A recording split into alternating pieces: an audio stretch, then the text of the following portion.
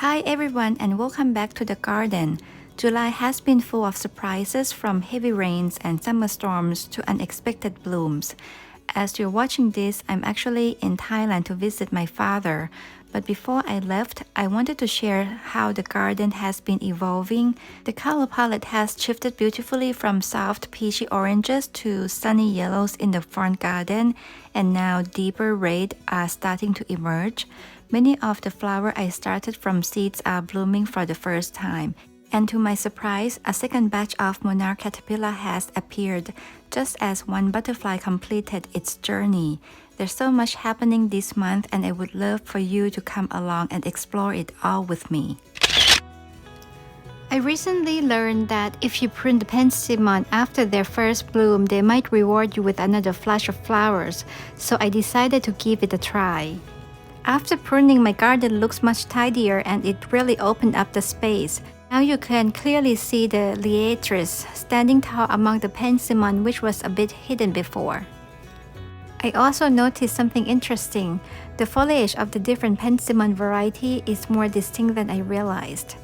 The one with a deeper burgundy tone is a pentstemon onyx pearl, while the one with a lighter red foliage is pentstemon Pocahontas. Pruning also can give the whole garden new look. It's amazing how small change can make such a difference.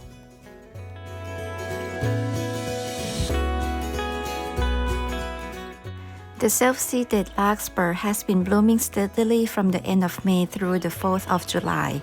I really enjoy the mix that the pollinators have helped create. It's like a living collaboration between the nature and the garden. They stand strong on their own without needing the support, and their fine airy foliage adds a soft textures, contrasts beautifully with the bold leaf of the Astilbe dark side of the moon. The color blends surprisingly well too, especially the Astilbe's bloom, creating a subtle harmony that feels both spontaneous and intentional. On July 4th, Lily Zelmira and OT tree lily were in full bloom, added a tall, elegant accent to the garden. Its peach petals with a champagne blush and soft yellow center are just stunning, and they blend beautifully with the nearby Siloam double classic day lily. Zelmira also bring a lovely sweet fragrance to the front garden, making it welcoming scent for guests as they arrive. One of the things I really appreciate about this lily is that it produces very little pollen, which makes it an excellent choice for cut flower arrangement, both beautiful and low mess. Another plant that was blooming around July 4th is Limonium Latifolium. It creates this soft, dense puff of lavender haze that almost look like a cloud floating above the garden bed. In this area, it pairs beautifully with the dwarf Russian sage. Their color and texture complement each other so well. Not only the flowers long-lasting, but the foliage is also quite striking. It forms a broad, paddle-shaped basal rosette that adds structure and contrast even when the blooms fade.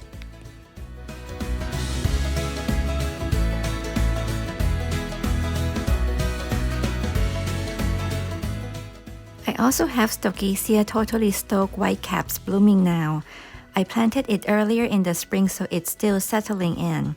To be honest, I'm not too fond of how the bloom look or how it fade, but I'm curious to see how it perform over the next years. Sometimes plants just need a little time to establish before they really shine, so I'm keeping an open mind. At this point in the season, my front garden is started to shift toward a yellow palette. The bloom from daylilies, Rudbeckia Goldsturm, Heliopsis Bleeding Heart and Zelmira lilies are all contributing to that sunny, cheerful look.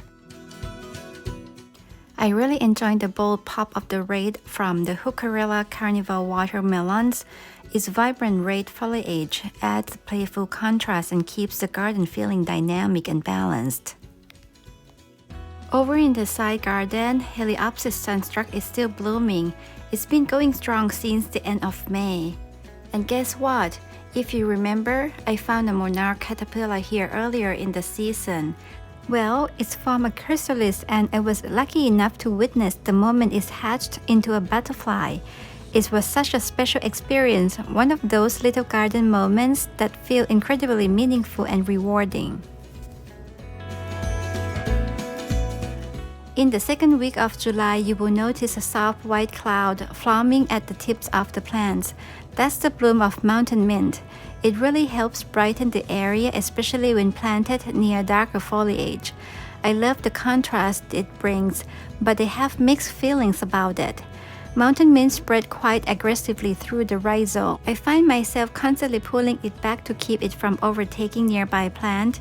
It's definitely a plant that needs a bit boundary management, but it does have its charm when kept in check. And I got a fun surprise, something I hadn't noticed before with the Heliopsis bleeding hearts. The new flower actually emerged in a vibrant orange-red, then gradually matured into the golden orange with the rich red centers. It adds such a dynamic color shift to the garden, and I love how it brings extra depth and warmth to the overall palette. It has been a stormy couple of weeks here in mid-July, but one of the plants that holds up beautifully is my favorite, Hummingbird Mint Blue Boa. I love its long-lasting, thick and showy deep violet spike. The flowers are much bolder than other hummingbird mints I've grown, and they really make a statement in the garden. Even after the bloom fade, the structure of the plant adds nice winter interest, which makes it stand out all year round. A lot of the plants I started from the seed are beginning to bloom now, and one of them that I especially enjoy is Rudbeckia Sahara. It has such a beautiful range of color from warm copper tones to deep mahogany and even some soft yellow. Each bloom feels a little different, which makes it really fun to watch as they open. While it's considered a short-lived perennial and not always reliable in cold climate like my Zone 5B garden, I have learned that it sells seed readily, so I'm hopeful it might return next year, and I'm excited to give it a try. Nigella Cramer plums is another plant I started from seed this year. It's a hardy annual that can self-seed, so there's a good chance it might return in my Zone 5B garden. I love the plum color seed pods. They're beautiful both fresh and dry, making them great for arrangement.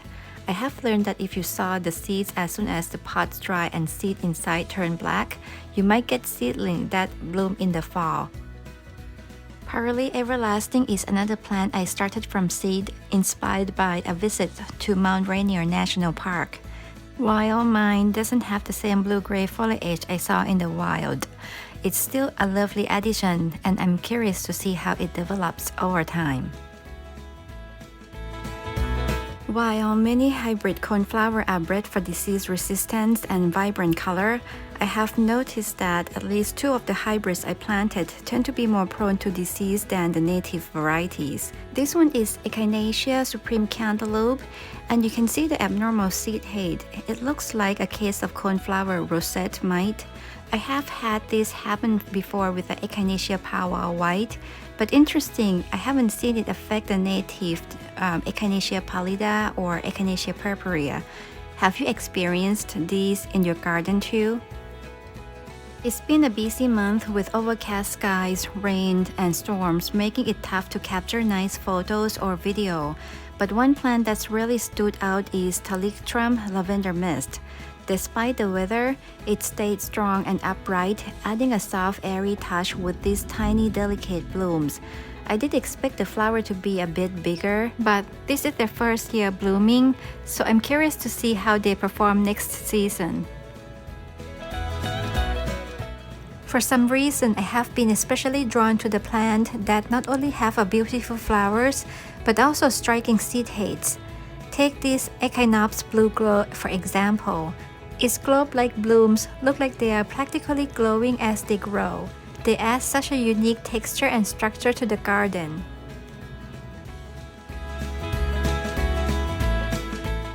Here's another one, known as Rattlesnake Master. It's a native berry plant here in the Midwest, and I love its unique white flower cluster. They have this spiky architectural look that really stands out in the garden, especially when paired with a softer texture. My last lily from last year has finally bloomed. It's such a showstopper with its deep velvet red petals. I have found myself slowly falling in love with this rich red tone lately. Even though red can be a tricky color to blend into the garden, it's bold, dramatic, and sometimes hard to pair, but when it works, it really works.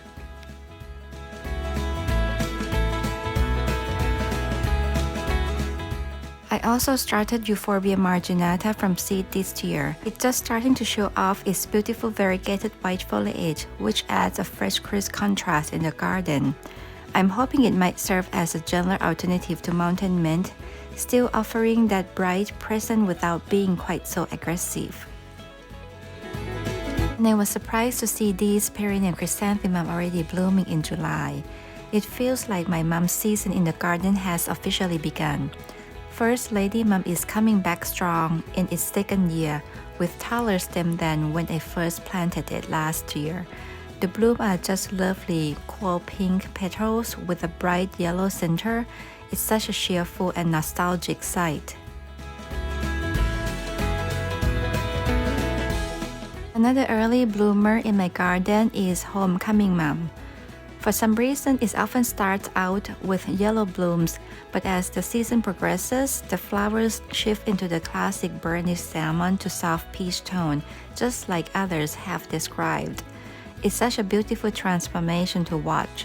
If you're curious to see how these mums look in full bloom or want to learn more about other perennial mums and how to keep them coming back year after year, I have made a few videos on that. I will link them in the description and also right here on the screen. And here's the end of the video. One butterfly has moved on and now a new batch of the Monarch caterpillars have arrived, reminding me that the garden is always evolving, always full of life. I hope you enjoyed this July garden tour. If you did, don't forget to like, subscribe, and check out the links in the description for more videos.